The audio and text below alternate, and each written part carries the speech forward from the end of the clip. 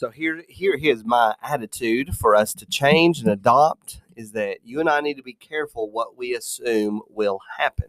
We need to be careful of assuming that if we obey God, something bad is going to happen. This is an attitude to change. Be careful of the prophecies you say about your life, how you foretell what's going to happen. We see psychologists that even say a lot of times if you even just the way you think just changes the way you respond to situations. Be careful what you assume will happen. I, of course, encourage you to read the passage ahead of time and find your own space, a sin to avoid, a promise to claim, an attitude to change, a command to obey, or an example to follow. You'll be blessed if you do that. And then hopefully this is just supplemental to the things that the Lord is already telling you. So the Lord spoke to Moses. He already told them they're going to turn around because they're not going to take the promised land. They've chosen to disobey God. And God says, how long will this wicked congregation grumble against me? And he makes this proclamation, as I live, declares the Lord, what you have said in my hearing, I will do to you. You said I've brought you out here to die by the sword. You said that the little ones are going to die. So because you have said this, I am going to do that exact thing to you, except it's not going to be your little ones that are going to suffer the brunt of this. It is you. It says your dead body shall fall in this wilderness of all your number. You said something bad is going to happen to the little ones. I brought you out here to kill you. No, I didn't do that. And what you said is going to happen to yourself. Except Caleb, son of Jephunneh, and Joshua, the son of Nun. They have a different spirit. They listen to me.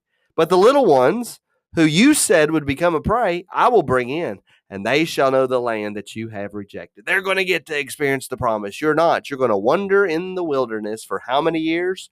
For 40 years. Why 40 years?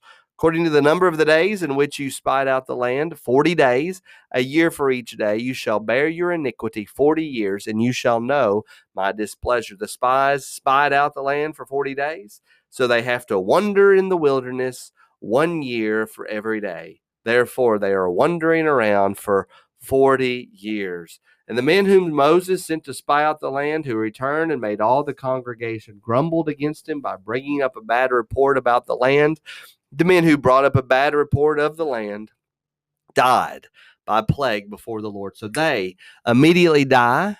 And then the rest of the older people of those 20 years old and above will die in the wilderness over these 40 years. But this is what I call the spiral effect.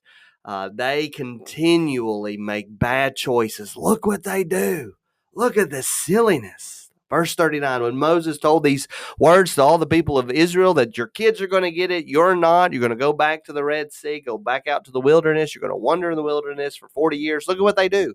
Remember, their whole problem is that they're not listening to God. So God tells them, turn around. And look at what they do. The people mourned greatly, which that would have been good if they were very repentant and sorrowful.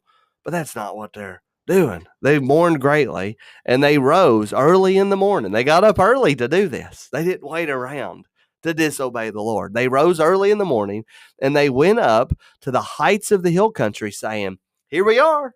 We will go up to the place that the Lord has promised, for we have sinned. Oh, we've sinned, so we're going to go fight the battle. No, silly gooses. No, you're not listening to the Lord. The whole problem is you're not listening. God told you to turn around. It's time to turn around. And so this is that spiral effect. You and I do it all the time. We sin, and then we respond to the bad consequences of our sin with what? More sin instead of disobedience. It's the dig in the hole. It's the spiral going down into destruction. Moses warns them. He says, do not go up, guys. Do not go up in verse 42.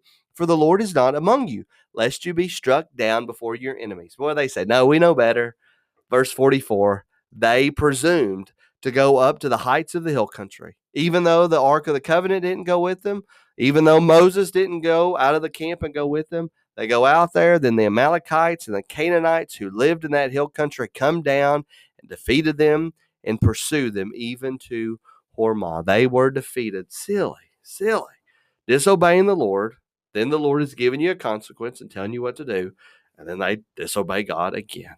to their utter defeat and destruction. Just be super duper careful of what you are assuming is going to happen to you. Let's obey the Lord. Let's embrace his promises. Let's trust that what he says is true. I will never leave you nor forsake you. He tells us to go and make disciples of all nations, baptizing them in the name of the Father and the Son and of the Holy Spirit, and he'll be with us always, even to the end of the age. We have that promise that we are going to make disciples all the way to the end of the earth. All nations there'll be people in all nations that will know Jesus Christ. Isn't that wonderful? Let's embrace that promise and let's fulfill it. I pray that hopefully is a blessing to you. I'll see you all in the next video.